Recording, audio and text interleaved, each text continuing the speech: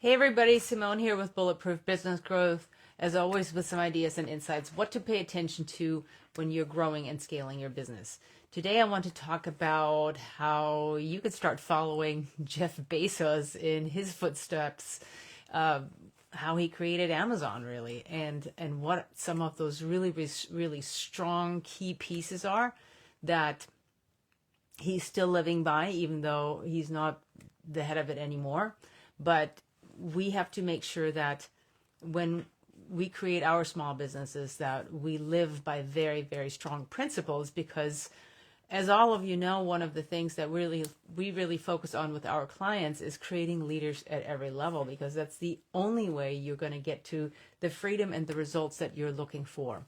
So Bezos created these 16 leadership principles that helped him build this ginormous company. I mean, unarguably, Amazon is incredibly successful. And no matter what you think of him or not, there's definitely plenty of stories out there for why he is or he is not a good leader.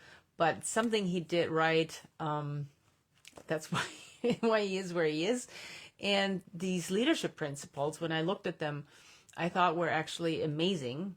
And I know that if every single small business owner would integrate these principles in the way that they're leading, they're creating more leaders, we would have very, very successful businesses. So, I mean, yes, was Jeff Bezos in the right place at the right time? Absolutely. But he was also very, very good, or he is very, very good at hiring great people and set them up to win. So whether you like him or not, his principles are very, very good. And what we really want to focus on, like I said earlier, is building leaders at every level. So we must have guiding principles that we follow in the business. So everybody knows what core values are. So think this is kind of like core values on steroids. These are much more inclusive. They're much more comprehensive. And it's kind of like your Northstar for your business that helps you make your good already business much, much better. So we want to go from good to great here. And the good thing about this is when you have a self-managing business, you know that as the CEO, as the business owner, now you are free to do all the things that you know you should already be doing, but you haven't been getting to them. So all of our clients are having to really look at how do we shift this? What do we instill in our people so that they can show up really at those leaders at every level? Now, these are really, when you think about what principles are, they're guiding laws, right? But they also provide really, really important talking points that help you as a leader. It helps you build people. It helps you help people's thinking, like shape people's thinking. It helps you turn people's mindsets around. It helps you grow the people that you're already paying, which is one of the most important jobs that you have as a leader. So culture is kind of this underlying thing for everything, right? It's like the foundation of your business because it determines how people behave when nobody's watching. So this helps you, having really strong principles and then living and dying by them really helps you shape the culture, change the culture, and really what most of you are looking for is upgrade, right? Upgrade so that you can keep up leveling how you serve, how you sell, how you create your products, how you acquire and maintain your clients and your customers. And of course, as we all know, we can't do this alone. We need a really, really strong team behind us that can help us show up at the highest level. So when you are in the phase of your business where you're really ready to grow and scale, well, part of that is upgrading your team, taking the people you already have, giving them the tools the mindset, the know-how, the skills to show up at that next level. But part of that is challenging them, right? In preparation for this, if this is where you're coming to, in preparation, what really needs to happen is we need to wake people up. And that means we have to find out also if they're the right people for us to grow to the next level of business. And that's a tough time. Sometimes it's really tricky to kind of find out, can you sort of move people out of their comfort zone where they might be delivering good results for you, but we want to move them now into a place where they deliver great results and where they can really manage up to you. That means that you are in your sweet spot and not doing all sorts of stuff that should really not be in your daily life, right? Because most of you are probably wasting about 70 to 80% of your time on doing stuff you already know you shouldn't be doing. But that also means we have to get that great team in place that can take that over and deliver at an even higher level of quality than you would. So we have to understand who on the team is able and willing and excited to grow with us and who's not. So for the tricky and difficult part is that sometimes means having to let go of people who built the business with you, who were there from day one, who have a key role in getting you where you are today. But if they're not willing or not able to grow to this next level with you, then they will act as the bottleneck, as the limiter. So we have to make decisions about this. So one place you can find this out is when you use these principles that we're going to be talking about today, when you use them in your leadership meetings and your one-on-ones, and you start talking about these principles and you start relating them to what's happening or what's not happening in your business today. So I'm going to go over these 16 guiding principles from Amazon because they're pretty awesome. And I'm going to translate them into what does that mean for us as small business owners. How do you live by this? How do you bring this in? So this is where you get to borrow from Amazon and translates to you. And we want to talk about how this shows up for you, how you can help your team to really embrace this, and so what that means to them. So the first of these principles is customer obsession. So we have to think about, and this is really interesting how Bezos starts every single one of these principles. Leaders start, so he always starts saying why leaders do this and that. So leaders start always with customers. What does the customer need? What does the customer want? And then they reverse engineer to really understand, how do we earn and keep trust? So customer obsession. We always have to look at what does the customer need from us so that we can give them what they need, what they want, so that they will stay with us, that they're our raving fans, that we can deliver at a highest level, which means great fulfillment and satisfaction for everybody all around. So customer obsession is the first one. Second one, and this is one of my favorites, is ownership. Leaders are owners. So again, we're going to go to leaders are. So we always talk, for us in our program, we talk about leaders at every level. We have to create leaders at every level to have that self-managing company, that self-managing team, that well-oiled machine that can do all sorts of amazing things for you while you focus on the most important stuff.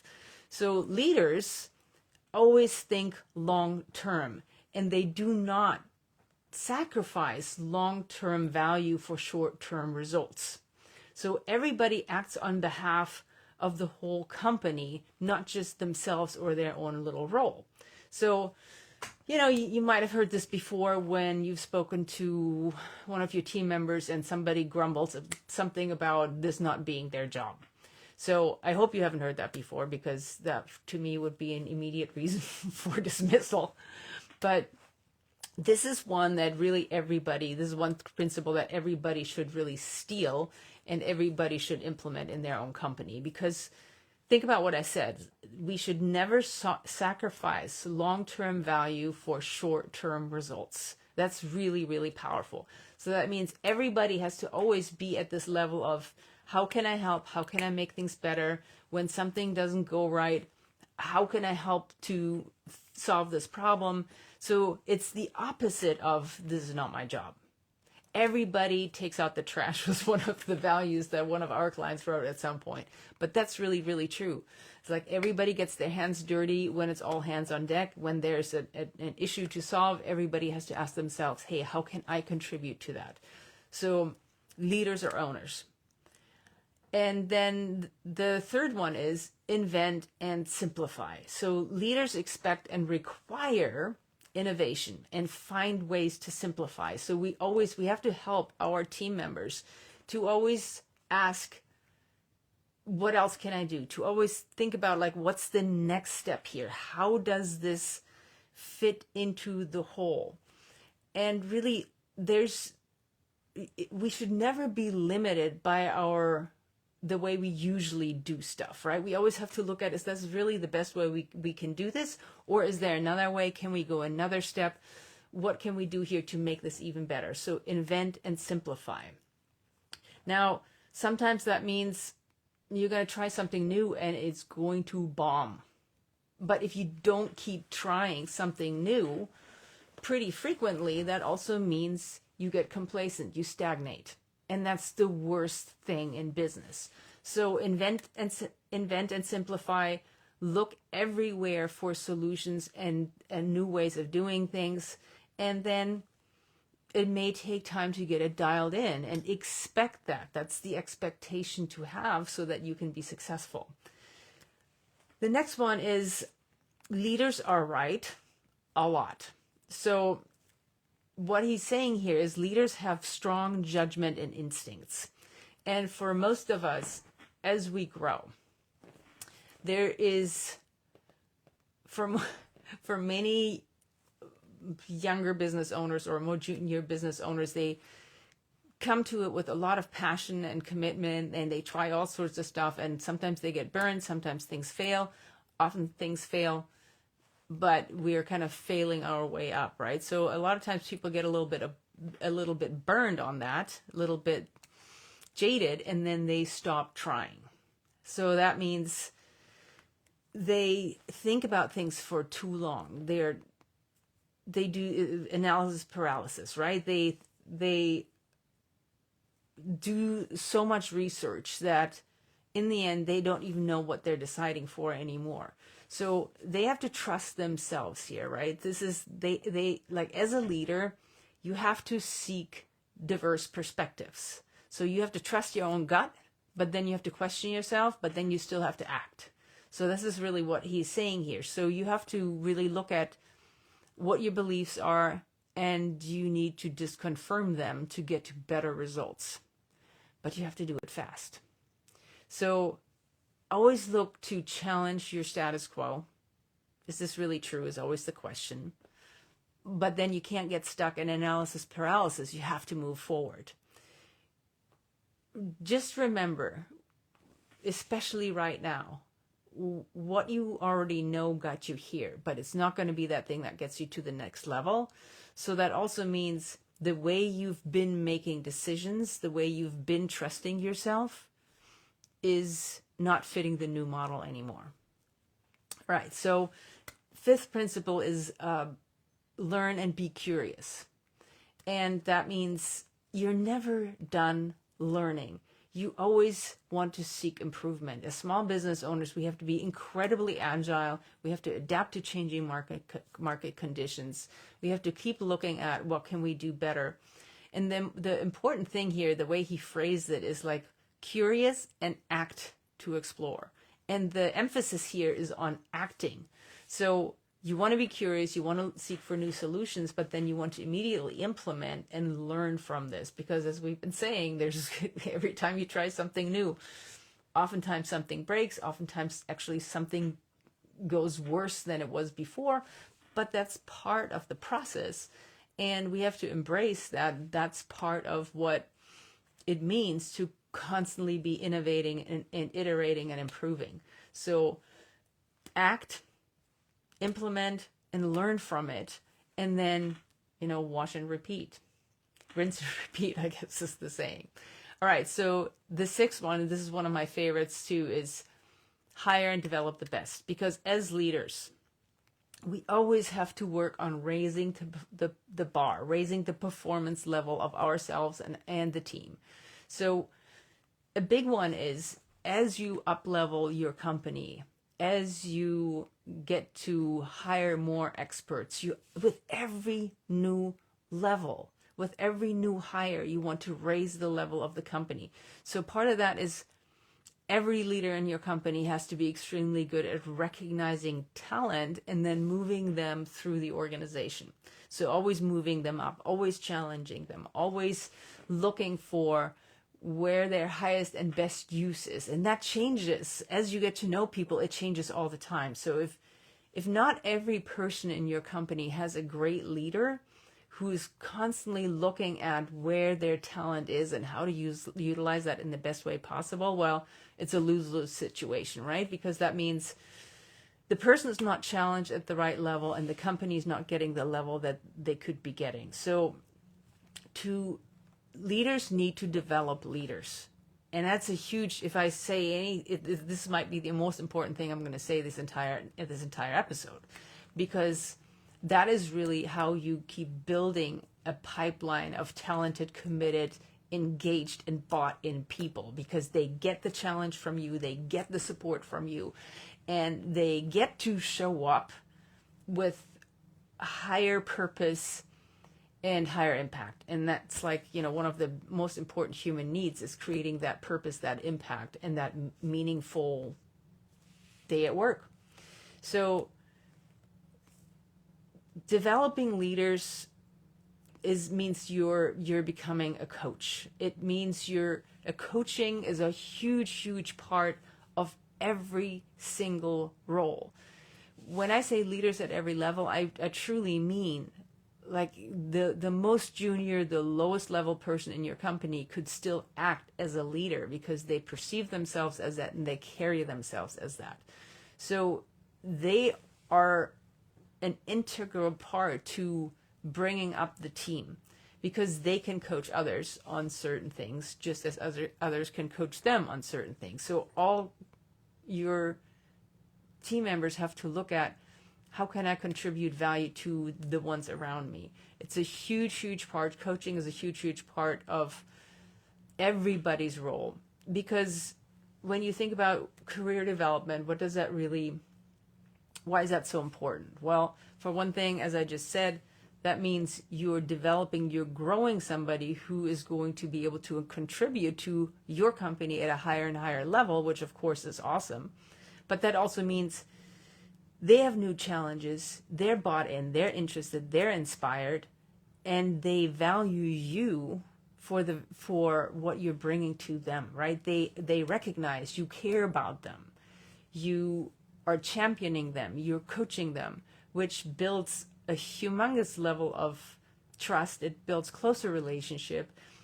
It builds the loyalty that you really need from people. And that means they go the extra mile for you.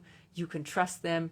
And they also aren't going to bounce when somebody else offers them just a little bit more money, because they're really bought into the value that they're creating for you, but also the value that you're creating for them. So this is this principle of leaders always raise the performance bar. Next one is insist on high standards. So leaders have relentlessly high standards. And that might, to some people, might mean it's unreasonable. But the kind of culture you want to have in your company is the culture where everybody is continuing to raise the bar and drive the team to deliver high quality product, service, or processes. So very, very important to consistently look at that, because what that really means is that leaders look at where the challenges are, where the mistakes are, where things fall apart, where the gaps are, and then they ensure that those gaps, those problems get fixed, not by them, but by the entire team, and that they stay fixed. And that's how they stay fixed. If your team is actually part of the solution, instead of you just developing and prescribing the solution for them. So that's a really, really big piece. Insisting on high standards and then helping everybody on the team not just solve those challenges, but when problems get fixed, that they stay fixed. Number 8 is think big. Now, when you think small, it's a self-fulfilling prophecy. So as a leader, one of your most important jobs and roles is to think, create, and communicate bold and inspiring direction that really helps others to think differently, to show up at a higher level, to seek solutions, to think more holistically.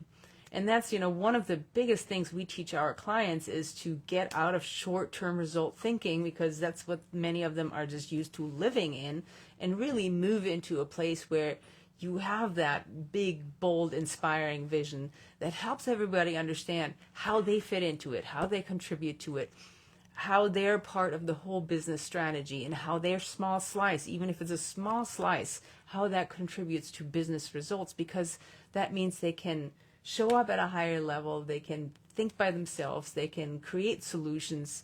They don't have to ask you for every little thing because they understand the context behind this whole thing. So look around really and look into all the different corners of your business and make sure that everybody understands how all of it fits together, because that's how you can help them think bigger for their area of business, for their area of influence, for their role, right? Okay.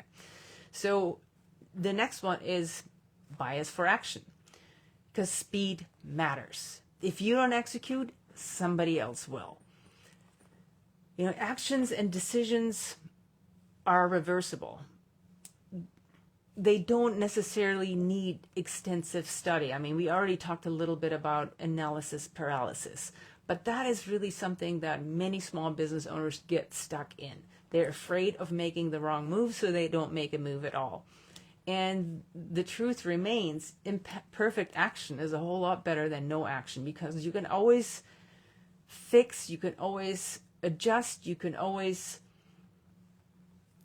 make it better. But when you don't do anything, that's what's holding you back the most. We have definitely learned that, it is very, very valuable to be in a place of calculated risk taking, because if you keep in mind that not taking action at all, or being very slow at taking actions, the cost of that most likely for you is a whole lot higher than if you made some mistakes or you'd have to adjust things. So really think about this. Speed matters. Make decisions in a different way and faster, because not taking action costs a whole lot more than taking action that might need some adjustment. And again, this goes back to all of you have a way that you make decisions. And there's a pattern how you make decisions.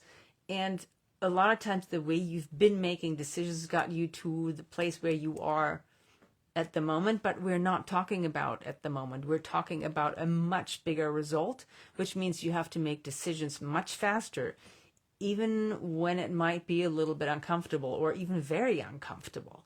But that's the only way you can break that pattern and move forward in a leadership way that can actually get you to that much, much bigger outcome. Then another one, this was number 10 on the list, was frugality. So meaning do more with less. What I like about this piece, although I don't really like that word, but what I like about this piece is being very deliberate, being resourceful, being very, very intentional.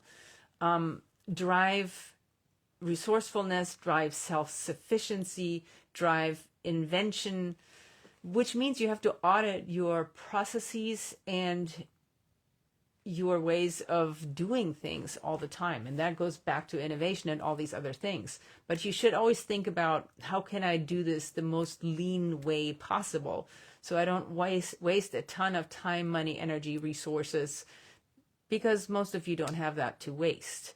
So you always want to look like, if you have a team of 10 right now, and only really 3 of them are delivering at that super high level, A player level, well, now you're paying 10 people for the outcome of maybe 5, right?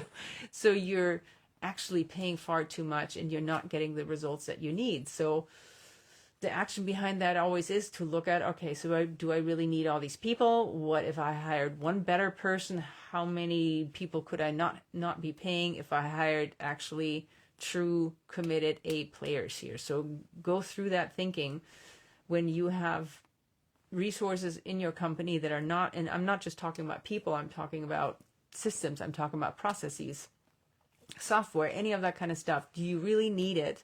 Is it really delivering at the highest level that it could deliver for you? So you want to consistently audit these processes.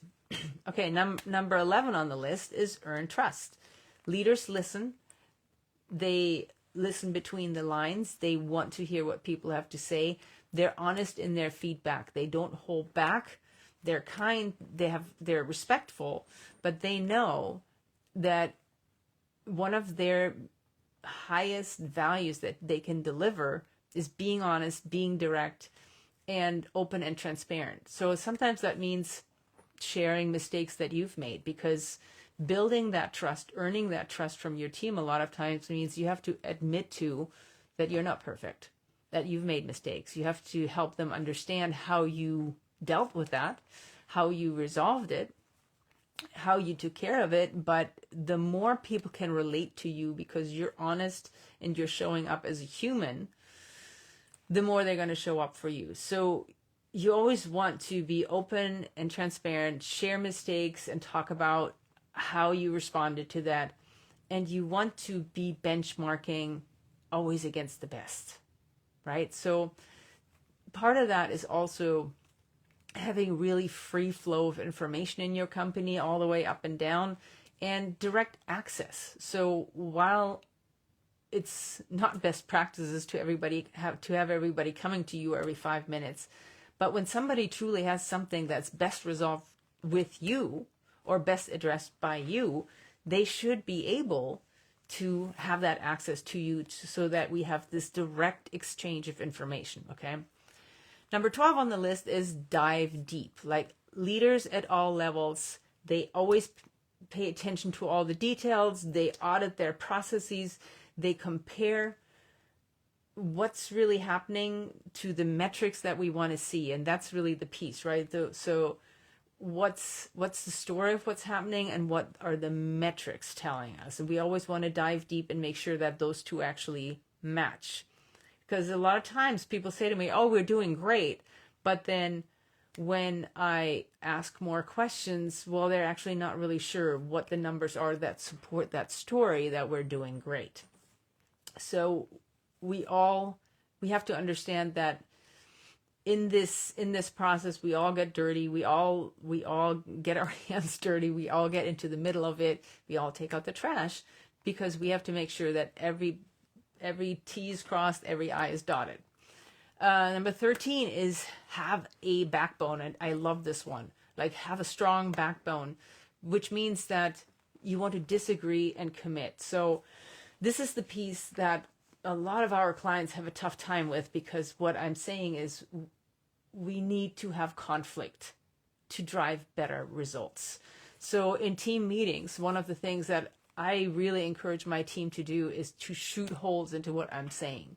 Not in a negative way, but in a challenging way, just for the sake of making sure that this is the best way to do something. So we want to respectfully challenge decisions, which can be really uncomfortable. And a lot of times people don't like to do it.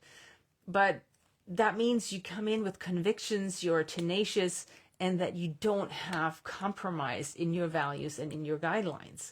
So in a company that's always growing and getting better, we have to have those honest conversations that oftentimes go against the grain.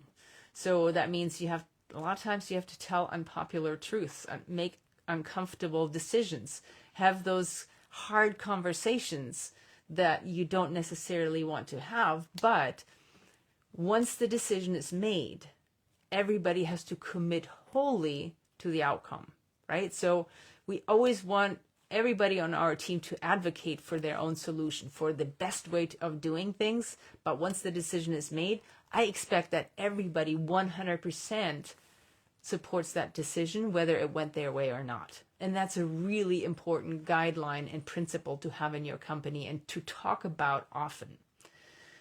So number 14 is deliver results. And a lot of times that means just being focused, knowing exactly what the numbers are that each role, like each person controls, that each person is responsible for, and then understanding like what gets us there and how are we going to do it, and consistently looking at how do we do that with the highest quality and doing it timely. So we don't waste time, we don't waste resources, and we're focused on the result. Now, when there are setbacks, which invariably there are going to be setbacks, well, we don't settle.